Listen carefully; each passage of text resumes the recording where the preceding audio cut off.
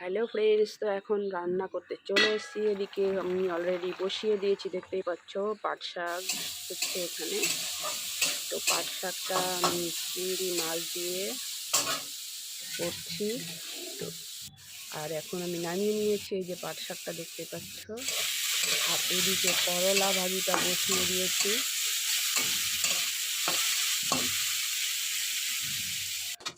তো করলা ভাজিটা হয়ে গেছে, এখন নামিয়ে নিচ্ছি। আর এদিকে বসিয়ে দিয়েছি মাছ ভাজা। তো তেলাপিয়া মাছগুলো এখন ভেজে নিচ্ছি। তো তেলাপিয়া মাছটা সর্ষে দিয়ে করব, কারণ আজকে বেগুন নেই, শুধু সর্ষে দিয়ে করতে হবে। এর জন্য জিরে ফোড়ন দিয়ে, টমেটো দিয়ে আর সর্ষে দিয়ে নেড়ে চেড়ে আমি এখন দিয়ে দিচ্ছি জল।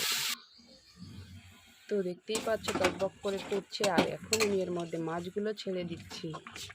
তো মাছগুলো দিয়ে কিছুক্ষণ জাল দিয়ে এখন আমি নামিয়ে নিচ্ছি।